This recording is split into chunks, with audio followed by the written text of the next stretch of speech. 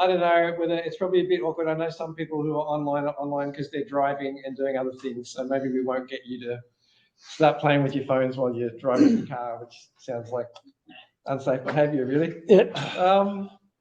So anyway, just to explain a tiny bit about what I'm about to say, I figured I'd do a little bit of a talk about some stuff that Jeff has asked me to talk about, and then we can just crack it open for a group conversation.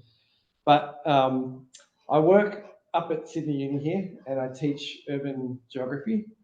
But I've also been involved in different bits of organising and activism, like on campus there. So I was the president of the union branch there for a few years, and have also been, because our union's involved for a while in a coalition in Sydney called the Sydney Alliance that has a few different unions and community organisations and housing groups and churches involved in it, trying to make Sydney a better place. And the person I'm doing this work with, Amanda, actually started that coalition. And probably about 5 years ago, after we'd been trying that for quite a few years, we were like, this is not working as well as we want it to. And wouldn't it be good to actually look at what people are doing in other places around the world who are probably having the same struggles as we are here in Sydney, and like, what are they learning about how to effectively change things and make them better? So yeah, we've spent the last 5 years developing some like connections with different groups in different cities, like Hong Kong, which that's a picture of one of the big protests in Hong Kong, in Cape Town, where people are having fights about housing and inner city public housing, funnily enough. Not that different to here, although very different histories. Yeah, in America, in Barcelona, and a few other places anyway. And I guess what we've been trying to come up with is what we're learning about the different strategies people use to just like, every time we get together, when we're just like residents of a city and we're not big business and we're not the government, like, what power do we have? What power do we have? Right, that's the question that I think we're ultimately, isn't it, that we're all struggling with? Like, if we want to change what they're about to do around here, what power do we have to change it? If we want to have democracy in Hong Kong, what power do we have to make it happen? And I just wanted to, like, even in my little part of Sydney, so I live down in Ashfield, it's not that far away from here, but like, you know, my community at the moment, and it's not nearly as big an issue as what you all are grappling with here right now, but like, this is the road that cuts through our neighbourhood, that on one side, most of the kids who are at the local primary school live on one side of it, and the school's on the other side of it. And so all these kids can't walk to school. And so we're like, wouldn't it be good if there was a pedestrian crossing, like, as opposed to a terrible traffic island? So those two pictures were taken by a 7-year-old kid, what it's like to stand in a traffic island, and when there's cars sailing past you doing 70 kilometers an hour and blah, blah, blah. So it's kind of like, those are the kinds of like just everyday things that we're also like, well, okay, we're a bunch of like little kids and parents, and we want to be able to cross the road without getting knocked over by a car. What power do we have to make it happen? And because you guys are all seasoned fighters, what would you be doing if you were us? How are we going to get a pedestrian crossing across this road? Well, know your legals and know what your council's got in place for that sort of thing. Find out how many people have been hit. Horrible thing to think about. Yep. Crossing that road, and how recently and how frequently. I go to legal aid and have a talk. Yeah, okay. So that's what I was going to say. What's the next step? So let's just say we find out the answers to all those questions. But as you say, the next thing you'd be doing is like talking to a lawyer and seeing whether we've got any legal. Yeah. Yep. All right. So let's all remember Rebecca's idea, because this is one of the ones we'll come back to in a minute. Actually, one of the strategies we've got is like, there are all these laws and regulations about how the city's supposed to work, and they're supposed to be there to help us. So that's a strategy, right? So we'll keep that one in mind. What are some alternatives? What if we did that and the lawyer came back and said, there's nothing I can do for you? There's nothing, no law going to help you. I doubt it. I doubt that he'd come back and say that. But, True. They'd come back and say, here's my bill and I've got many options for you. Right? Talk to councillors, I guess. There might be one that's be on your side. Yeah. So start talking to who are the powerful people in our neighbourhood. Let's find out who they are and have a chat to them about what they can do for us. Who's responsible for making the decisions, I imagine. Yeah. So figure that out, which is not always obvious. I'm sure that you guys are going through the same thing, right? Like these decisions are not always. If you've got any Aboriginal people in the area, they have always known about crossing roads. What do they know? They know, you know, how whether the lights aren't on their side. You know how some crossing lights, you get halfway across the road and the light goes flashes red, and the police will tell you that you're supposed to be on the other side of the road by the time it starts flashing red, but you really haven't been given enough time. Nobody has been. I have a real thing about pedestrian crossings because it's a false sense of security of pedestrian crossing. It amazes me when I'm driving around how people step onto them without even looking. Just thinking I'm on a pedestrian crossing, so I'm safe. I don't step on a pedestrian crossing until I see the car slowing down. Because you know if they're on drugs or they're drunk or they're going to hit you whether you're on a pedestrian crossing or not. So can we keep that comment in mind as well? Because no, really, because one of the things that we're always trying to figure out when we're sitting around trying to change things is like what's going to fix the problem. And I've already jumped straight to the fix, which is I want a pedestrian crossing. Seriously, they're important. We need them. We've got to have them. But I don't think you should rely on them completely for your own safety. But and if that's a school kids crossing, maybe you want a lollipop person. Yeah. All right. So maybe so we're going to have some discussions about what the right fix is. I applied for one of those and I had it confirmed you cannot swing at the driver with a lollipop. Right. Sorry, just thought I'd let you But know. I was going to say we're recording this meeting. Has that? Don't forget. I said we're recording the meeting while you're talking about bashing drivers. He didn't say that. So what other things could we try? I just want to check out. Like, let me come back, but just that's right. Off you go. Oh yeah. Just check the infrastructure. I mean, how important is it to get across the road? You need to stress the importance of getting of crossing that road. There may be things on both sides of the road that people have to access, like pharmacy or a medical place or anything like that. Yeah. But then the next step, say we find out the answers to that question and we come up with a beautiful, because I'm a geographer, so I went straight where you went, and I can tell you exactly how many kids live on one side of the road and how many things are on the other side of the road and how many people are stuck because they can't cross it safely. But so I've got all this information. Who am I going to with this information? What am I going to do with it now that I've got it? Is it a road that council is in charge of? Is it a main road Yep, that the state government's in charge of? No, so it's a council road. Okay. Yep. Right. So I figured, so we do the mapping of like who's responsible. So now I figured that out. What do I do? You send an email to council. All right. And hopefully it gets dribbled through to the right person who says, yeah, we can help you, or no, we can't. And then let's say they say, no, we can't. Do I give up? No, then you start emailing councillors you know or people you know that have contacts with council. You actually email the councillors themselves. So the public servants say no, go to their bosses. Yeah. Go to the council meeting. All right. There'll be a traffic committee at council as well. So cool. And like, would you? Maybe drum up support with a petition, so you go along to a council meeting with 200 signatures from concerned parents. All right, now we're getting there. So now I've got the information. I've figured out who the decision maker is. I'm getting in their grill and I'm bringing 200 friends with me or a petition with 500 names on it. Cool. Did you say media? No, nobody said media yet.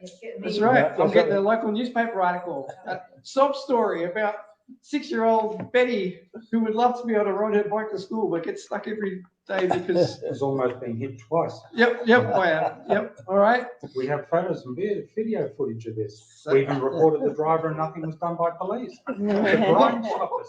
Crime stoppers, not crime stoppers. Yep. All right. You guys are good. What? So cool. So there's a couple of things Yeah, go A ahead. couple of things to throw in. Yep.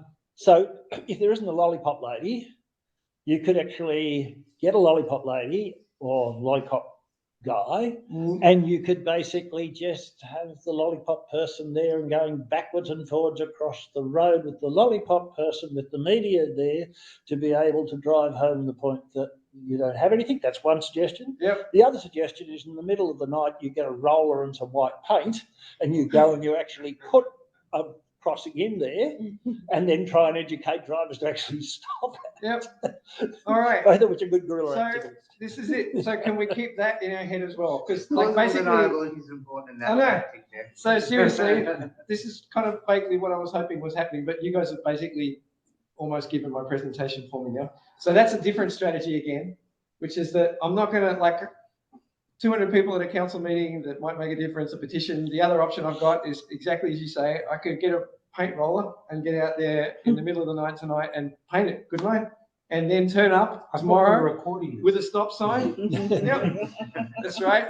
I'm just hypothetically, you could do that, and there are organisations in cities that we visited and all around here that are doing exactly that. In San Francisco, there's a whole mob of activists who have set themselves up as a fake department of roads, and they are building bike lanes and putting pedestrian crossings in all over the city, and they're doing it with signs that look so official that everybody's like, oh, I guess there's a new pedestrian crossing here. Yep, exactly. So they're doing it, they're sort of just making it happen. They're not waiting for some decision maker to change their mind and be nice to us. They're just going out there and saying, we've got the power. Actually, our power is not to convince a councillor. Our power is to go and buy the paint and the roller and make it happen ourselves and stand out there with a stop sign, stopping the cars. And basically, if you stand there looking official enough, all you're going to do, the power of high vis, right? Stand anywhere with an orange vest on and start directing people around us. We did it in the picket lines at Sydney Uni, and the cars are like, oh, orange vest, okay, I guess I have to go the other way. Right, so any other strategies you can think of? That's a good list.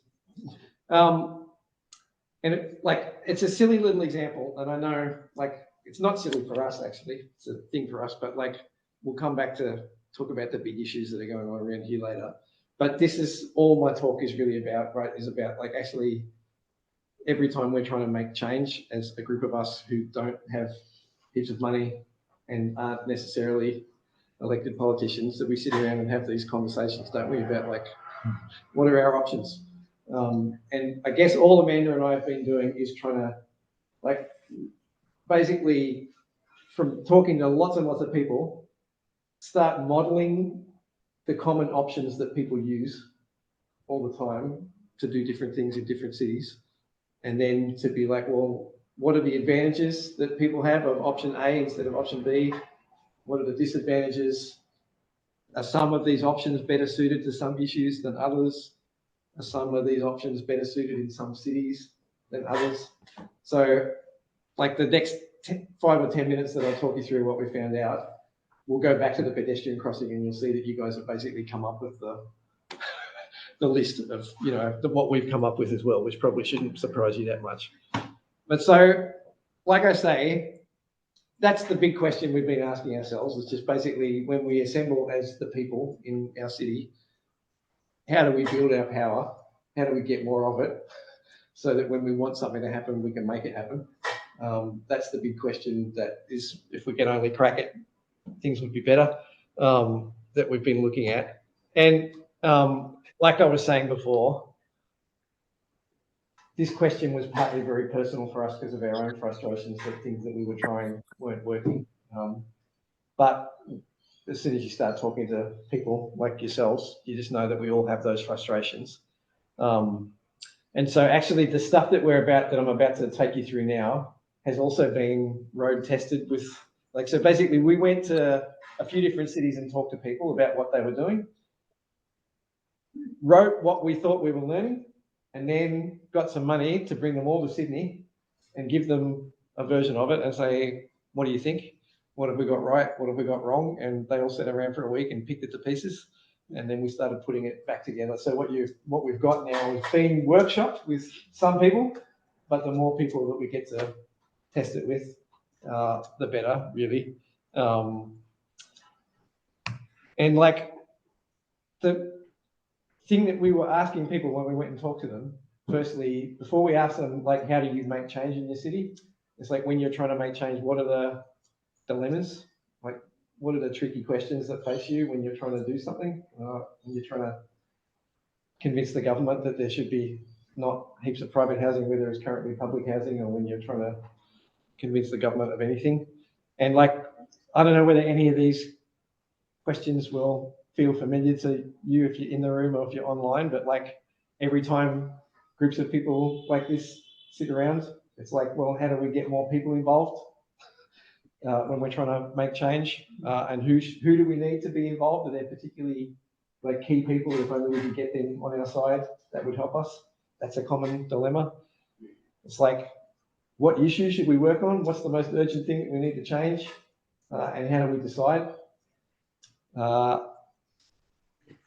are we going to keep it going? Like, how are we going to actually resource it? Do we need money to do the thing that we want to do? Do we need volunteer time from people? Like, do we need space? What are the resources we need? What's the like scale that we need to work at? Do we just need to get ourselves together at this, like the neighbourhood level, or do we need the whole city or the whole state, or what do we, like what level do we need to be working at?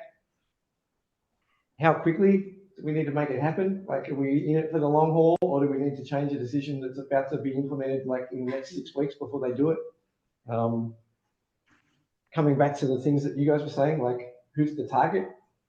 Like, when we are, if we've got an idea of what we want, like, how do we decide who's got the power to make it happen? And the seventh question there that keeps coming up, it sounds really obvious, but like, what are the wins like? Right? Which is that, like, in our case, a win might look like we got our pedestrian crossing, but sort of comes exactly back to what Peter was saying. If people still don't feel safe crossing the road because we've got a pedestrian crossing that the cars are barreling through it at 70 kilometres an hour, and like, you still feel scared to step out on the street, then we didn't win. And even if now we've got a lollipop person and a pedestrian crossing, but the school in the suburb next door doesn't have it, like, great, we got a win for us, but all these other kids are still suffering from the same problem, so we need to make our win bigger. Like, what counts as a win, right? Like, that's, well, one step at a time. One step at a time. Well, and again, so this is the thing, right? That all these questions, when we talk to people, they're common questions, but like, the people have different answers. So I'm with you, Jose, I'm a one step at a time.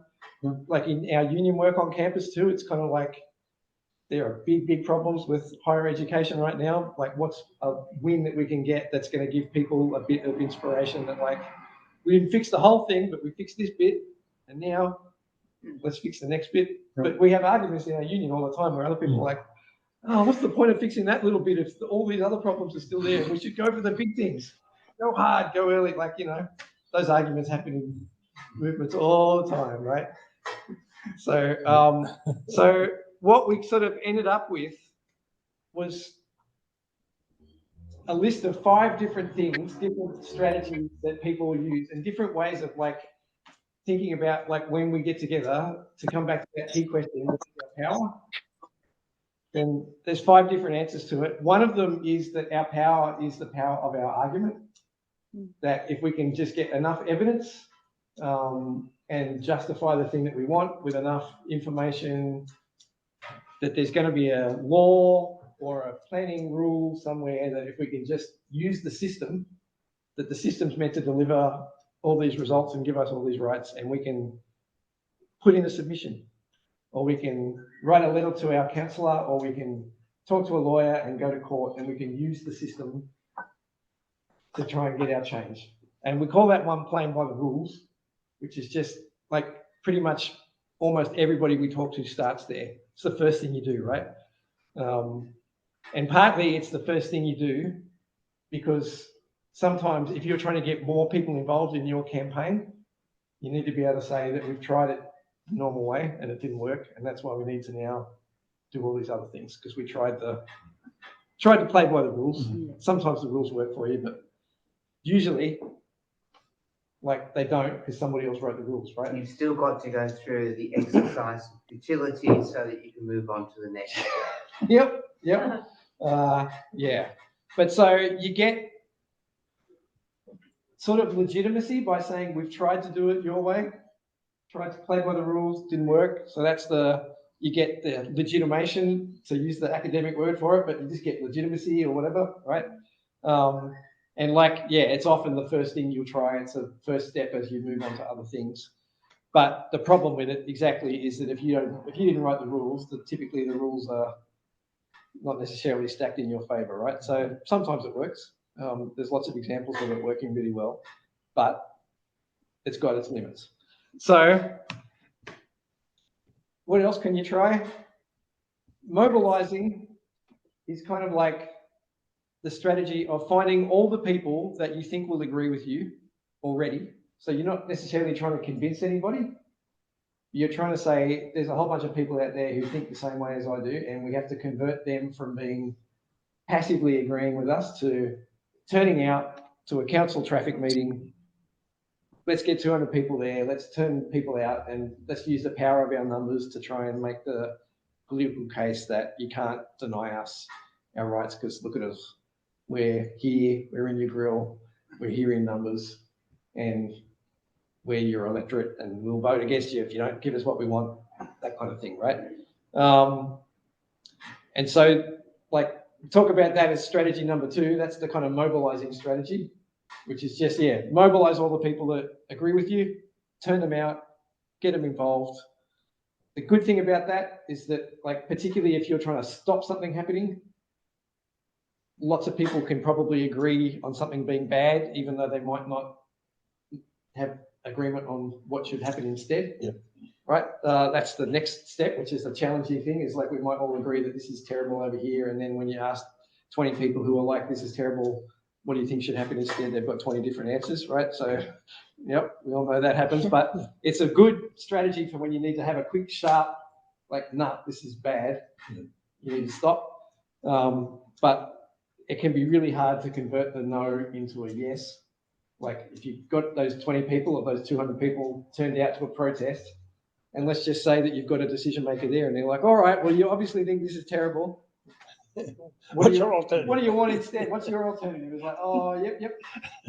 In my case, we want a pedestrian crossing, but then Peter's in my protest and he says, hang on a second, I don't know about whether a pedestrian crossing is going to work.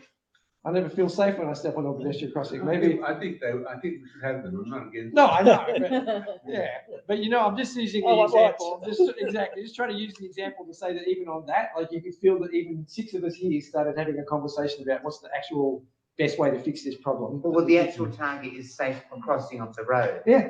How that happens can vary. Exactly. So half a dozen of us here have got different views on how to make that happen best, and so mobilising is great sometimes for saying nah or trying to stop something, but not always. You've got to do more work to get actually into what we want instead. And the other thing about mobilising is it can get really tiring really quickly, which is that this is sort of what's happened a little bit in Hong Kong, which is that they were able to literally, in a city of 7 million people, there were 2 million people turning out to protests in 2019, which is incredible. But you can't. They did have a lot of mistakes. They're up against a nation of 1 billion people. Yep. Also true. It's a billion stomping on a million. It's not a competition. But also trying to, if you're going to say that our strategy of getting what we want is just to keep turning people out, 2 million people aren't going to turn out every weekend for 8 years until the Chinese government finally buckles and says, okay, right? That's hard to sustain. And we kind of know that from any of you that here might have been involved in the anti-war movement. That's where Amanda's politics, that was her first big battle that she was involved in. And it's the biggest protests that we've ever had in Australia were against the Iraq war. Didn't stop it.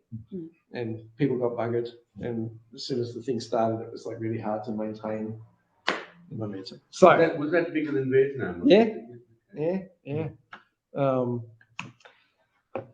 So then, what's your next strategy? And this is something that did come up when we were talking about the crossing. It's kind of this is a slightly different strategy to finding people who already agree with you. this is a strategy where it's kind of like, well, maybe who are the powerful people in our neighborhood? And let's go out and like literally map our neighborhood, figure out who are the power players around here. And it might be that the local, like in our case, St. Matthew's Church is it's a big congregation. Lots of people still going to church. There's an Anglican church in the neighborhood. Maybe we should have a chat with them because they're actually pretty powerful. And the person who runs the church there has good relationships with the politicians. The school, that's an institution. The local shops, could be good for them if kids were like walking past them, right? On the way to school every day, they might stop for a ice block on the way home if they were walking instead of being driven in their cars. So maybe the shopkeepers will be on our side. So you start going around and mapping not just the people who already agree with you, but the people that you maybe have power in your neighborhood, and start trying to convince them that like my interests are your interests, and maybe if we work together, we could make our neighborhood better. Isn't that beautiful? So that's your power in like coalition, power in diversity. It's like bringing unusual people together that you might not have expected to be supporters.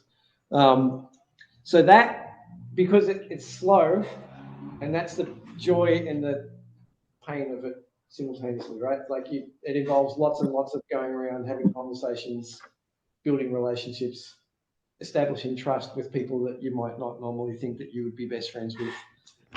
And often from those conversations, you can get to the yes, that like you have the negotiations with people about like, where's our points of agreement, and come up with a yes, but it can take a long time to get there.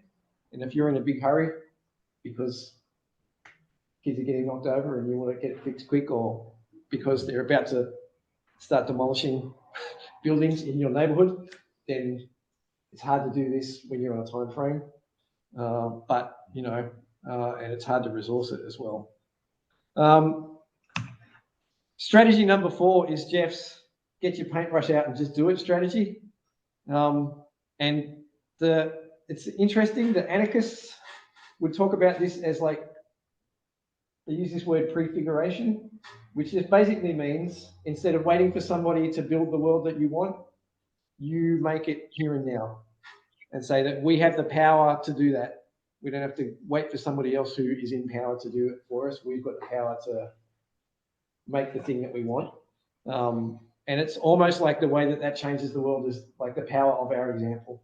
We can just demonstrate that we can do it. And then it's like you say, if you've got the journalist who turns up and does a little story about the fact that it took this group of residents, they went out there and they just painted it themselves because the government was so hopeless, so slow, then okay, maybe that's the thing that's going to demonstrate to everybody else that this is doable, it's not that hard, and make the other mob look like idiots because you've just done it.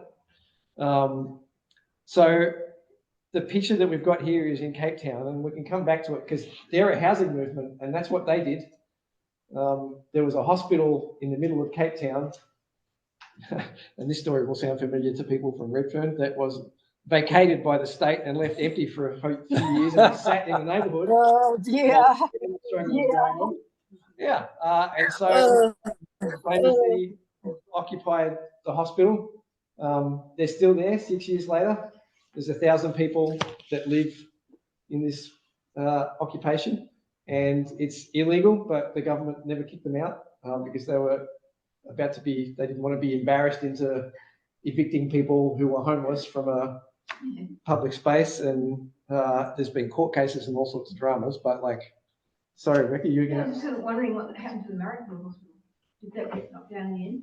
Because that was like a vacant for ages. I don't know. Was it squatted?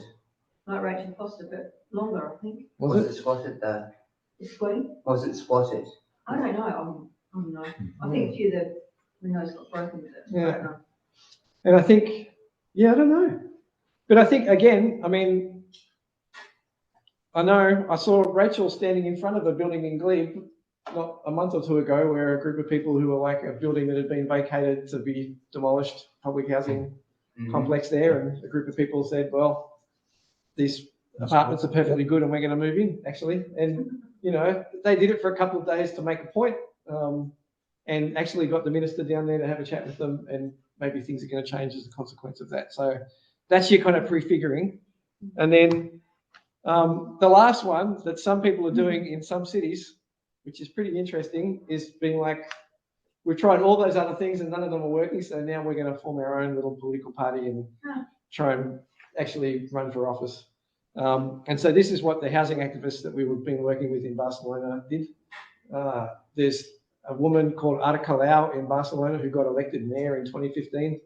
Now, she was a squatter in her 20s. In her 30s, she was an anti-eviction activist, and she was pretty famous in Spain for chaining herself to people's front doors when they were about to be evicted for not paying their mortgage, and then turning up to a big parliamentary inquiry with banks about evictions and accusing the bankers of being criminals and blood-sucking vampires. And anyway, they got so sick of trying to stop all this piece by piece that they formed a new political party and actually won office in 2015. Now, sadly, this story doesn't end well, which is that I was just over there for the municipal elections in May, and she just lost. But they had 8 years, and they did a whole bunch of stuff in 8 years that is pretty amazing. And she knew, I think she was a bit like, those of you who are old enough to remember, she was a bit like, I think Whitlam would have been, which is that, like, we know we're not going to be in forever, so let's just go hard, Let's get it done. see how much we can get done before inevitably we get kicked out. Yeah, it is, right? So those are the 5 things that, seem to us have been the strategies that keep reappearing. Like everywhere we go, those 5 different things keep sort of reappearing. And so the real question, I think, that we also realize nobody has an answer to is that, like, do those 5 things work together well? So often you see different organizations and different movements having big arguments about whether we should play by the rules or whether we should go out there with a paintbrush, or whether it's okay that some of us go out with a paintbrush and let's do a bit of good cop, bad cop, where we've got a crew who can be the radicals over there and they're out there with a paintbrush, and we'll come along the next day and say, well, of course, we would never go out there with a paintbrush, but they make a good point, these people with their paintbrushes, right? Like, isn't it terrible? So the question of how you put these things together is really, like, challenging. All of us are struggling with that. But the places that Amanda and I get most excited about are the places where you can see that people aren't just being like, there's the one true way. And my way is the only way. And all of you people with your mobilising or with your prefiguring, you're wrong. Organising, that's the way it works. Because if you organise it. So I think, like in Cape Town and in Barcelona, this is what I mean. Like, the people that ran for office there and had all the success, literally a decade before, if you talk to them about, like, forming a political party and running for office, they would have told you, no way, we're anarchists, we don't believe in the state, we do prefigurative politics, that's what we do, we squat, we're not waiting for anybody else to give us things. But they tried things, it didn't work. They went and did sort of what Amanda and I have been trying to do as well, and talk to other people and adjusted their strategies as things worked and didn't work for circumstances. And so, that's the kind of thing that gets us excited, is like also this capacity that a city's civil society has to learn about, like, when one thing stops working, try another. And, like, somehow, like, who are the people in your city that are going to hold that experience and that learning and become the kind of the elders, right, that have got 20 years of experience of trying X, Y, and Z that you'll be able to learn from and stuff. And so this guy, who's a Brazilian person who's also writing about some of these things from his experiences in Brazil, sort of says the same thing, right? That there's just no silver bullet to how we make ourselves more powerful and how we can make our cities better. But this is just what he calls, I quite like it, like a shared work site. This question, how do we make ourselves more powerful, is something that so many of us are grappling with, and we're all going to come to it with different ideas and different traditions. And how do we actually cooperate while we're trying to come up with the answers is the big question. So I I guess now that's me having a chat with you about what we found. It'd be, and we should talk about whether any of it relates to anything that's going on in your neighbourhood, and how you see which strategies you feel like you've already been trying and how's it going for you. Whether there are things that you're trying that you feel like don't fit here that you want to talk about, whether you've got questions about any of it, but I'll shut up. So I've got a clarification question, I guess. Yeah. And that is that society's change in reaction to what causes change. So I'm thinking in particular in terms of what happened with the green bans, and then the sort of emasculation of the union movement from being able to do anything in terms of that again within the legal framework. Yeah. And so I guess what I'm just sort of thinking is that it's not a static picture. You've got both changes in the way in which you go about things, and what's worked historically may not be able to work now because the systems are a bit awake to that. Yeah. And so you're having to change the way in which you're doing stuff, and the system is also trying to drive those people who want to change things into a tighter and tighter corner. So it's a sort of a more dynamic situation, I guess. No, well, I think you put that brilliantly. Yeah, it's like you say, that I guess we don't make choices between these different strategies in a vacuum. You're right. Like, and you make choices partly shaped by the constraints that sit around you. And you're right that speaking as a unionist, and like I come from a family of unionists, and if I talk to my dad about the kinds of hijinks they got up to in the union movement in the 1970s, it's a different world we live in today. If we tried half of the stuff they've tried on, we'd end up with massive fines. But, you know, the other thing that I would say, and the green bans is a great example of this too, is that actually 2 years before the green bans happened, they had the same laws that we've got right now preventing trade unions from taking action on anything that was outside of their workplace. Yeah. And they broke the law and they won, right? The big Clary O'Shea strikes that happened sort of. So there's a case where actually even like 2 or 3 years before the green bans happened, nobody would have thought it was possible. So you know what I mean? So what you're saying, but is that's to agree with you, which is that it's really dynamic. And I think this is maybe the thing that happens sometimes, right? Is that the world around us changes and we get stuck in our, this is the way we're going to work. Yeah. And I definitely feel like that's happened in the union movement. I think Amanda would say it's happened in community organising. You know, we try these models out and the world around us changes and we're still stuck in our model.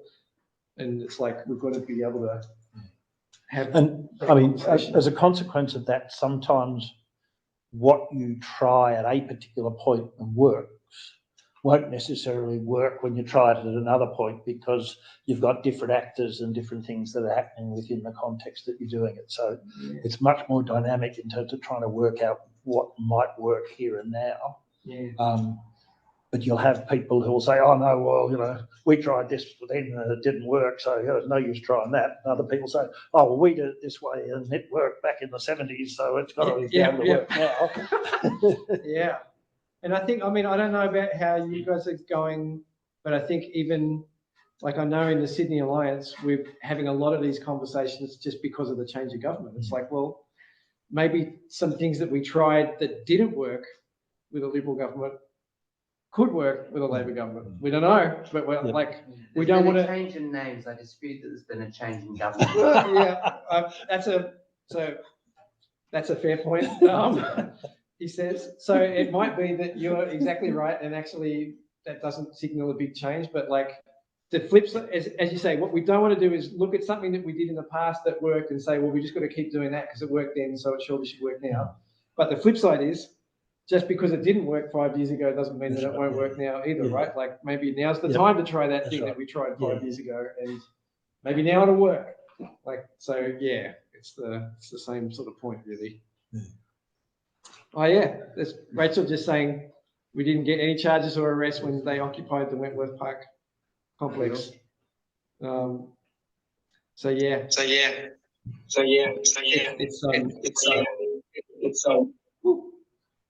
a good point. You don't know until you test it out with some of these things. You would have been, I'm going to guess, I'm having a conversation with Rachel here, but were you prepared for that eventuality? Yes, we were. Yeah. Uh-huh. Reading back. But yeah, we did have. If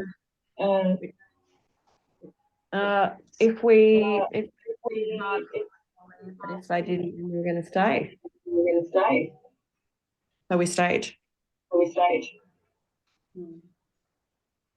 But I'd just like to comment period, if that's okay. Yeah, Which is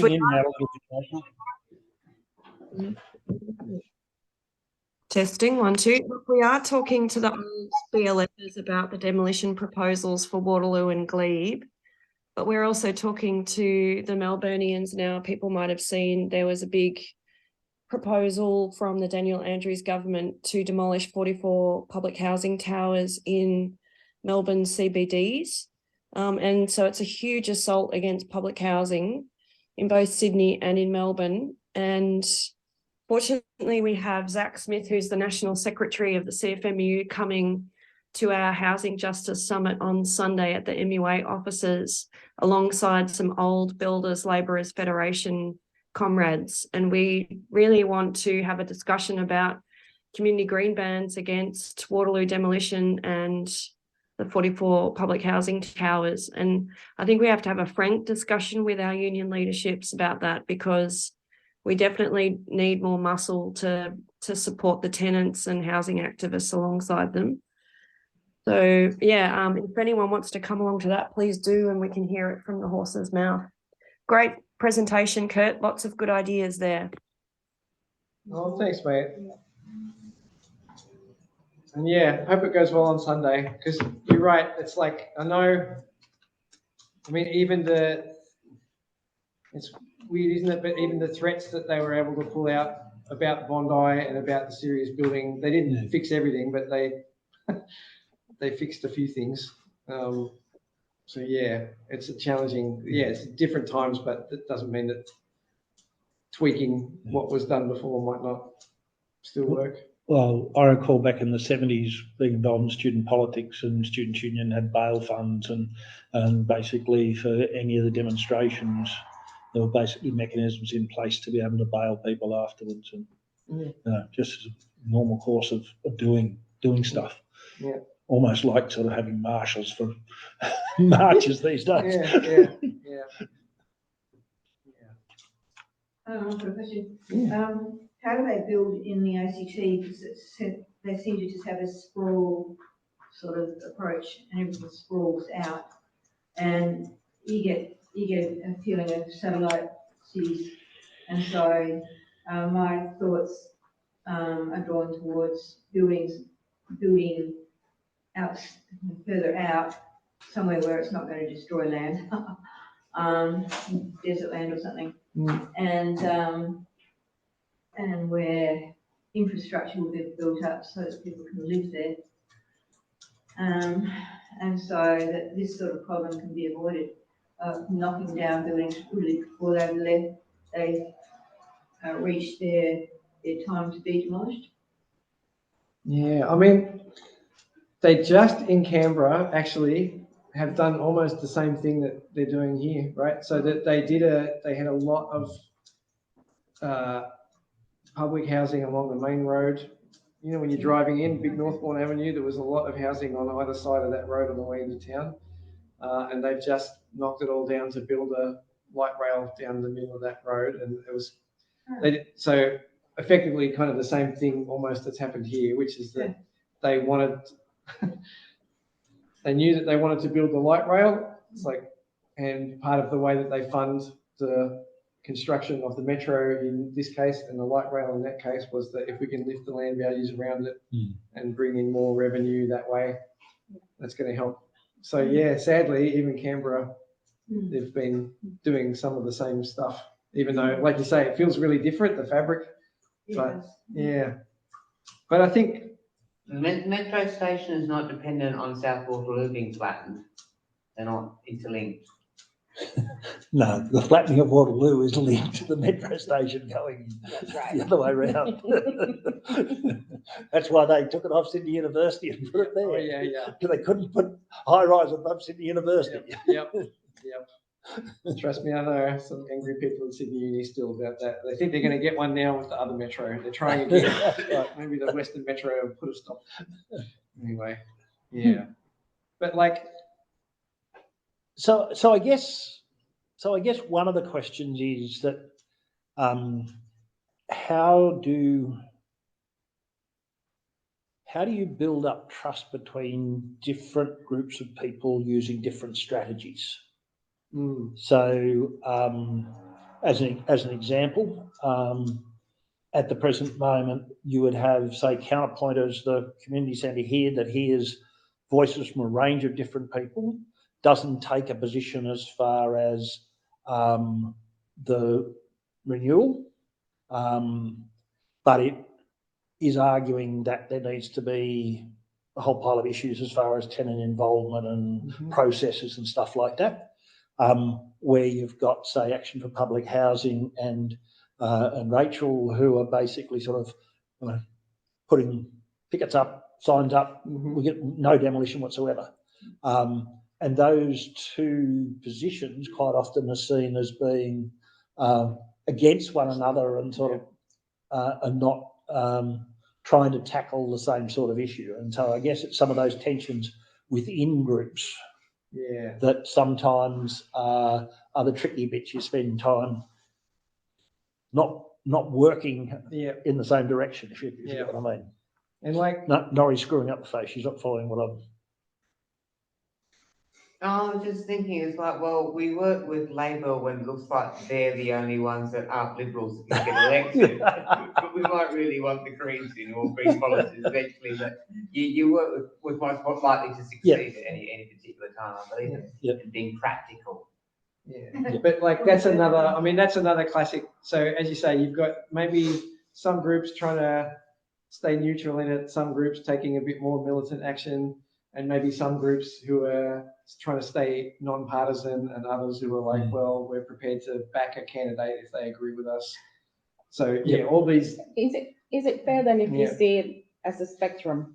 Yeah, and so I think so, but keep going. Where are you headed with that? Like, There are some who, I don't know, let's call it like some private residents probably really pro, because then their own property's price is going to rise really high. And then there's like spectrum at the other end, which is Action for Public Housing, for example. So they, like they all have importance in a way, and then their agendas, it's just where they sit. And so all I can do is tell you stories from other places, right? So in Hong Kong, and it's not, we know how this story ends, but I still want to learn from it because it's incredible what they did.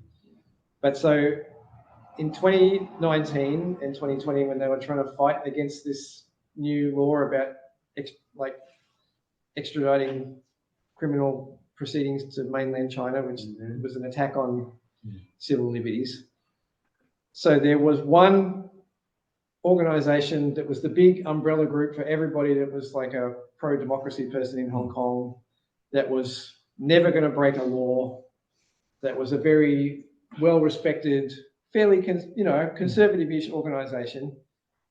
They organised the 2 million people marches, and meanwhile there were a bunch of young people who were putting on helmets and masks and fighting with cops and occupying buildings and throwing tear gas canisters back at the police.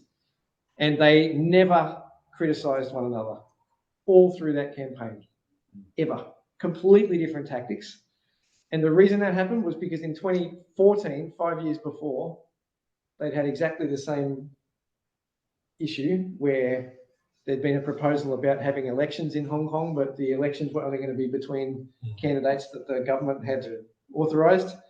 And a group of really well-established, very like elders in the democracy movement said, this is our strategy for changing it.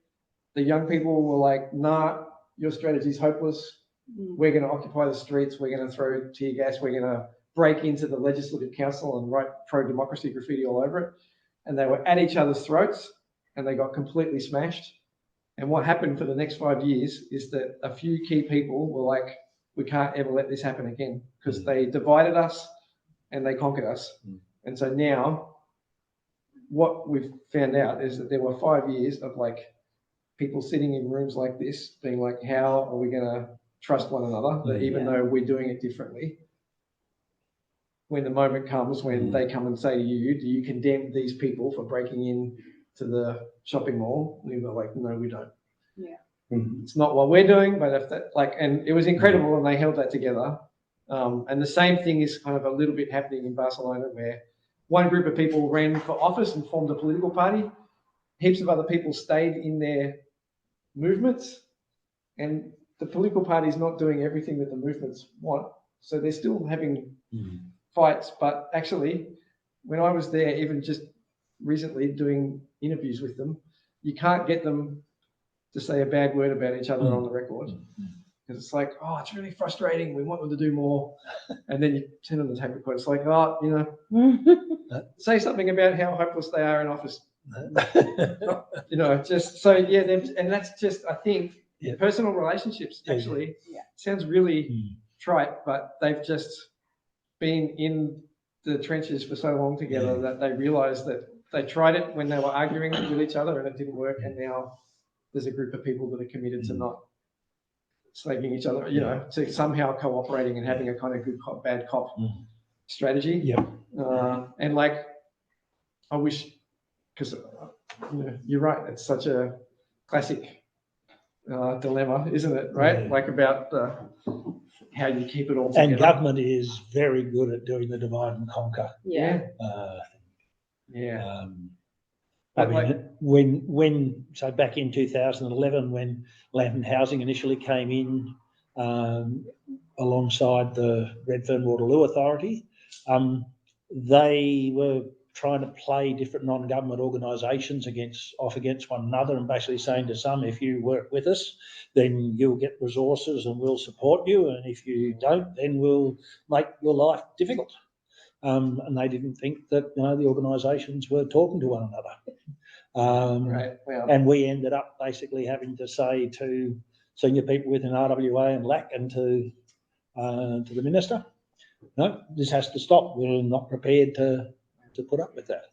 And in fact, in some of that, the fact that we had built up a reasonable relationship with Brad Hazzard, who was the opposition minister over a period of time, because he liked the way we got stuck into Frank Sada.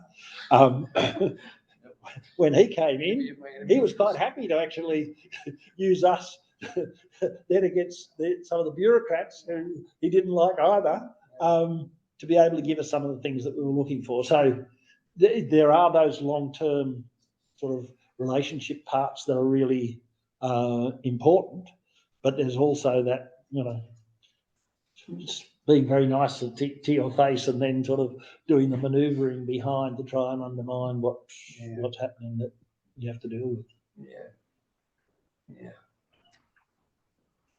But I can think of, we were talking about the hospital example. Just down here, you've got the People's Park.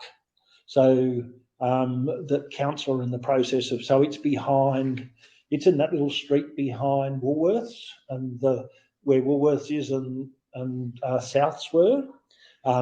As you're going down that street, there's a little park. Yeah, I think it's Douglas Street Park, People's Park. So it was a block of land that was owned by Rachel Foster, that just sat there in Rachel Foster Hospital. No one ever did anything with it. And the local community basically got in there and they took it over and built a park. Because they tried to negotiate with the hospital. The hospital wasn't going to sell it to them, so they just turned it into a park themselves. And eventually it got signed over and the city now has it. And what we're trying to do is to make sure that the people that did that are recognised and that sort of movement that happened at that. But that's a perfect example of where the community just basically stepped in over a weekend and built, do it yourself. build a park. Do it yourself park. Awesome. Yeah. And like you say, even there, it's like, you know, that's not a easy thing for a lot of people to do. And like you get all these strategies like have their pros and cons. So it's like, if you've got people in your community who are on, you know, say temporary visas, the prospect for them of like, I'm going to break down a fence and build my own park against the law. It's like, no, I can't do that, right? That's right. So even just acknowledging that, like, some of these things are more possible for some of us than for others, and still, that's the same point. Keep coming back to, but like, that just having a group of people who can do that is so brilliant. If you can coordinate between the people who can do it and the people that can't, and the people that don't want to but are prepared to do the other thing of. So, I mean, culturally, one of the things that I found fascinating in the Philippines was that quite often it was actually Catholic religious who would lead particular protests and stuff like that because of the reverence that the broader community, including the police, held the clerics and the nuns in, and they could get away with things that a union organiser just couldn't. So sometimes it's also about the optics about how some of that is done also that's important. Yeah. And I mean, I feel like, again, because we keep coming back to the Green Bears, but they were super expert at finding famous people that were going to support their cause. And it's like, it's one thing to go and arrest a bunch of communist builders, labourers. It's another thing to go and arrest Patrick White or some famous person who's turned up to support you. So as you say, religious folks, famous folks, these are all the people that sometimes you can get on your side too, that can be a bit trickier to, it's a bit harder to say they're just terrible people and ignore them in the public sphere or something. So we got any questions online? No, just comments from Rachel. Just Rachel's comments. Anybody want to ask anything?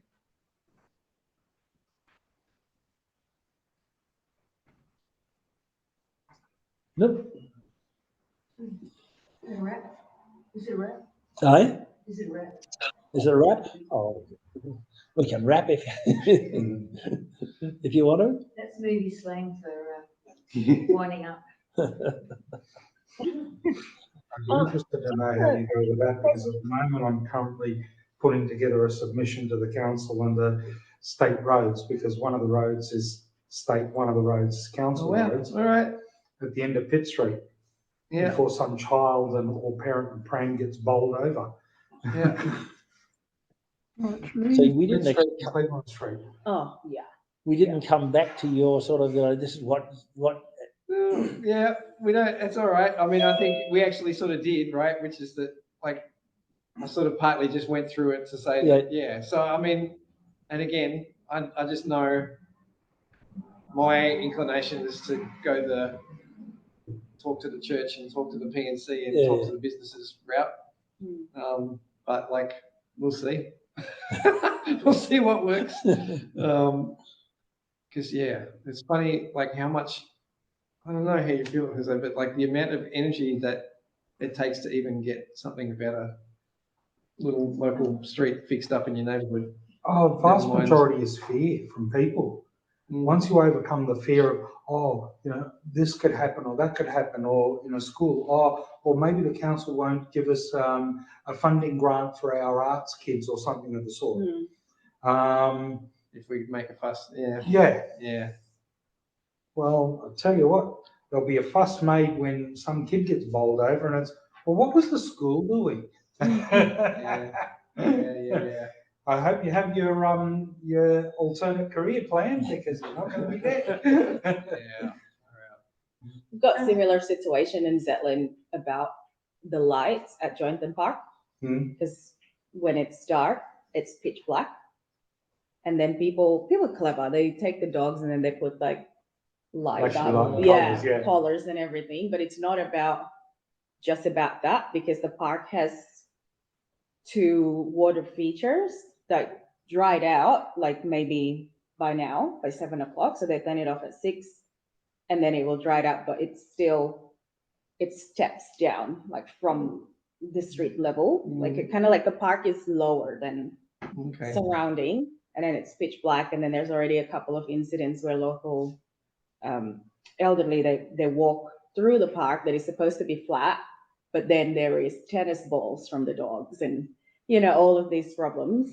And then I think the community is trying to rally to get lights, like proper lighting, but then the fights within the buildings around it, they said, you know, like it's gonna annoy us, which I was really like, Yeah, you right will- up until the moment you trip over, Correct, then it's yes. gonna be terrible. So that, Why wasn't this done? Why didn't people? so Yeah. they, so the community went through the, you know, speaking to councillors. So many councillors get involved in this. Mhm. Literally, I look at your, you know, the 5 steps, and then I was like, yep, everything. Oh, really? Yeah. To the point where they bring in solar lighting themselves just to test it out. So that happened. Well, yeah. It was really just live example of what's going on, and I can see it every day. Like, what is the fight today about? And then they put up drawings about, you know, don't take this light away from us, and things like that, which is really cool. But no one really hear it because it's such a small community, and it really, Okay. you know, like quite tucked away somewhere in between of Randwick and City of Sydney. So no one really looked into like what is happening in there. But when I read that, I was like, this is exactly what the community has been doing. Yeah. And I think the Liberal councillor actually the one who's putting the motion to get the lights. Surprise, surprise. But Interesting. yeah, Yeah, that's yeah, what yeah. it is. Yeah. Put lights, Rebecca. put lights, put lights. Well, if they're concerned about white light, put red light. It won't travel, Yeah. and the people local can still see. Yeah. There's so many Done. like End of other story. so many options and like to try, but it was the people against the council, and then the politicians getting involved, and then the, you know, the powerful people in the community, as you said, you know, the leaders within the community also want to gatekeep how far the communication and the conversation is going. So then you can see how the city changed, like Zetland changed significantly as a community, just based on that. Yeah. And that, like, I think really also comes back to the what counts as a win Yeah. part of this, which is that like you could win the lights, but if the community is no more powerful at the end of it than it was at the start, then it's kind of like the next fight, you're back to square one. So in an ideal world, you win the lights, but you also have some new relationships in the community. Yeah. That actually, when the next problem comes along, you're not starting back from scratch Yes. again, and you know, and that's again where like organising can be useful if you put it together with the mobilising and the playing by the rules, because it does build some relationships that might last beyond the individual campaign and Yeah. stretch into. All right, we're ready for that now. Good one. So, I mean, you touched on this whole question about the agenda setting in terms of what it is that the priorities are about change. So that's the sort of issue that quite often comes up when you're sort of looking at to try and mobilise a physical community. And you get caught up in this sort of trade-off between something which is very popular and you can get people to buy into but isn't very significant, and things that are significant but people are seen as being too hard and we don't want to go there. So this was one of the dilemmas I had with Sydney Alliance in terms of it would gravitate towards lowest common denominator stuff because that's what it could get the most or the broadest capacity around. But if your interest was in something which was in the harder basket, then you didn't get to that. So I'm interested, were there any observations looking across that at that sort of organising it across a community in that sort of classic American community building sort of process, and the extent to which it came out of a particular crisis or a particular issue that just sort of galvanised community, and when it was done, it was done. Yeah, look, I wish I had Amanda here to answer that question because she would answer it a lot better. But that issue about lowest common denominator is definitely a thing. The more people you try and bring into your thing, on the one hand, you think the more we've got, the more powerful we'll be. But as you say, on the other hand, sometimes in order to bring more and more people in, it's like the thing that everybody can agree on is so tiny or insignificant that it just feels like, well, what's the point? And almost your point about the spectrum and how if you try to bring your whole community in when there are some people whose all they care about is whether the price of their apartment is going to go up and not, so like then what are they going to agree with the people who are like it's so that like all I can say is that yes, it's an issue. And like I think for me, and Amanda would definitely give you a different answer, there's which is one of the fun things about writing a book together, right? We're having such great conversations, but like if you start building the relationships even just among people that you think already have an interest in your issue, so you start with the like we're trying to do something about issue X, who around us might share that idea, then as distinct from let's just find the powerful people in our neighbourhood and get together with them and see what we've got in common. You know, it's kind of like whether you put the relationship building before the issue or whether you put the issue before the relationship building, you end up with different shapes of a coalition. And so I think in some ways the green bands are an example of where the issue came a bit first, and then it's like, who are we going to find out there that is on our side, as distinct from the Sydney Alliance model, which is like almost starting with let's see if we can find some people. We're going to build power. How are we going to build power? Yeah. And so I think you can take a bit of that organising strategy, even if you want to keep it focused on a topic, and that sometimes can help you avoid that lowest common denominator problem. Because you're starting 3 steps up the ladder of the issue. You know what I mean? Like, but yeah, it does make it tricky. It's like you say. I mean, there are just, and we all know this, right? That there are some things, for instance, you know, in the Sydney case, we've got some wins on getting access for people seeking asylum to free TAFE, to childcare, and to transport concessions in New South Wales because we've had really powerful churches writing to Liberal governments saying this is immoral. And that's different. Like, so we've had some wins, in other words, because it hasn't just been the lefties, the bleeding hearts that you would assume are going to be out there fighting for asylum seekers' rights. So bringing that diversity together has had wins there. But one of the organisations that's in the Sydney Alliance is the Jewish Board of Deputies. And so obviously that means when it comes to having debates about, you know, positions on like Israeli settlement in Palestine, we're never going to agree. And so it's just kind of like, well, we just all accept that there are some things that the Alliance can work on together, some things that are off limits. And that doesn't stop me in my union, who's part of the Sydney Alliance, going and forming another coalition of people to fight about settler colonialism in Israel and opposing that. If that's what our union wants to do, we can still do it separately. And that can get a bit tricky because then you're sitting in a room with people who are like, hang on, we're disagreeing on this big issue that's really fundamental for us. And it's like, but we're cooperating on this other thing. And it's like, it's not always easy, but like, that's the... well, it's the warts and all. Are you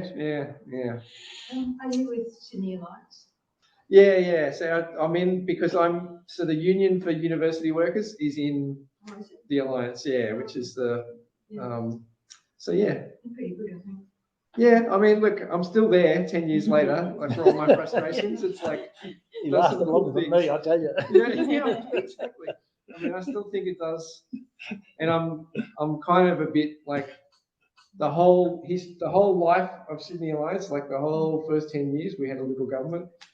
And they basically, as soon as they looked at the Sydney Alliance, it's like just a union front, because there were, you know, 4 unions in it, and that was enough for them to be like, Okay. we don't want to talk to you. And not all of the Liberal Party were like that. Eventually, Matt Keane and a few others actually started opening their door and talking to us. But like, you know, we shouldn't, in theory, have that problem with the Labor Party going, oh, you're just a bunch of unions. It's like, yeah, we'll get better themselves. Wrong unions. Yeah, wrong unions. That's right. It's entirely possible. So we'll see. But it might be that there's just some different opportunities there now. I don't know. But yeah, I don't know. I think it's doing some cool things too. Yeah. Okay, well, we might end it there. Apologies again for the slow start, but I think it's been a really useful conversation unpacking the whole question of change, and I'm sure that some of the people that couldn't be here will find the recording really useful. So thanks very much, Kurt. Look forward to seeing the amalgam of your and Amanda's thoughts. Yeah, in print. we'll bring down some copies. When it's, it'll be a while, but yeah, we'll bring it down. Well, so I was going to ask, any idea as to? Oh, look, we're supposed to have it all written by the end of this year, which means that it should, the physical object by this time next year, hopefully. Mm-hmm. Yeah. But it's just also, probably nobody else here knows this except Jeff, but it's just, anyway, REDWatch has been really amazing for some of our students, showing them around this neighbourhood, Jeff and others over the years. So I don't know, it's nice to be able to, even a tiny bit, return the favour and come down and talk about it. And I mean, we're happy to do that. We've kicked off. We did the tour around for the festival of for the festival of yep, and we did another one for some of the architecture students just around Waterloo. So yep, happy to have a chat, and we're back using it as a bit of a fundraiser if we can get some money. Yeah, I was going to say, I hope you are good. And Norrie and Karen, 2 of our tenants, spoke to the and was greatly appreciated by the people that were around on the urbanism one. So awesome. Yeah. But yeah, no, we've appreciated sort of your interest in the area, and I mean, I think it's important that students from universities do actually get some real life exposure to what's happening in the inner city and around public housing, etc. So no, you've played a good role in that over the years. Yeah, well, it's exactly now that had to stop for a few years there, didn't we? Okay. Zoom teaching. So yeah, thanks everybody. Cool. Thanks, Kurt.